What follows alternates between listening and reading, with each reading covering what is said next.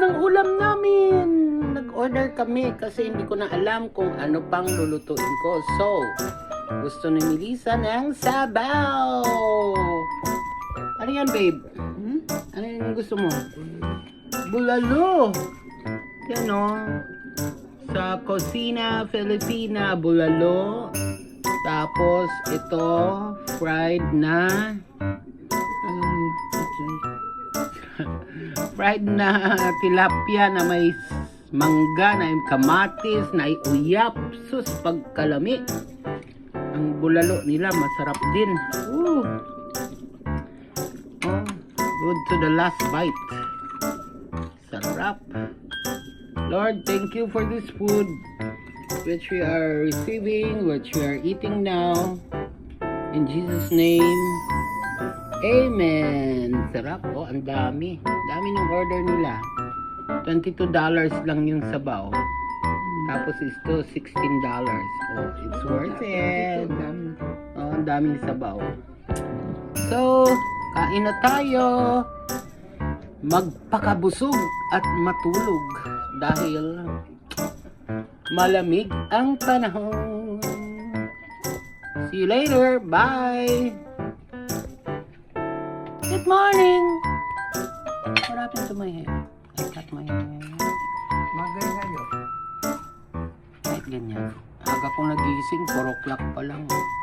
Para magluto lang ng balbakwa. Arakitas best. Balbakwa. At saka special request ng aking asawa.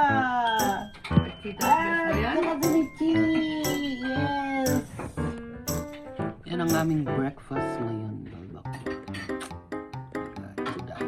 You should try this. Magluto kayo kasi napakasarap. Anyway. We're having some visitors. So, birthday ni Mitch. Hindi pa pala may Coming soon. visit ko siya pala ako birthday. So, we'll see you guys later. Bye. Good morning. Balik kusina. Anong lulutuin kundi balbakwa? Ayan o. Oh, lumalangoy. Lumalangoy yung sarap. Melts in the mouth. It's balbakwa time. Kasi nag-request ang aking asawa. Yan, merong kasamang fried. Ito ang magiging pagkain natin ngayon. Kasi may mga bisita tayo. Sarap naman. Oh my gosh. To die for.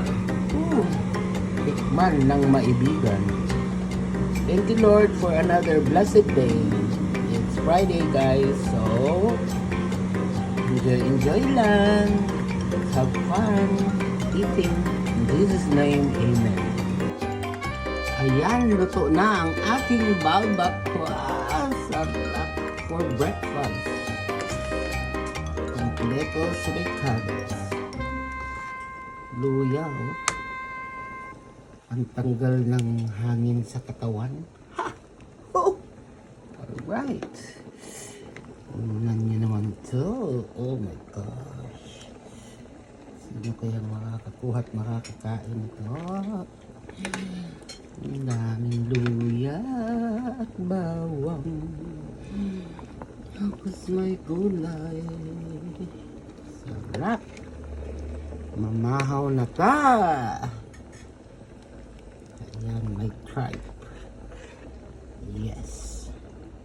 Ay. Ayan. Kainanan na. Tanaawa ang sibuyas.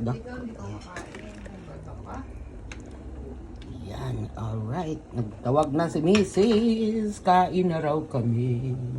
Thank you, Lord, for this food. which we are eating right now. In Jesus' name, amen.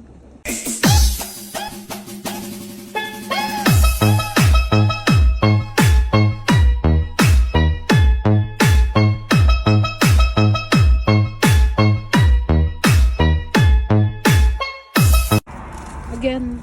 Hi! So that's Greg. Look at him. He's doing all these things. He's really good, guys. He is really good. Fixing everything, and then I want him to stop, but he doesn't want to stop.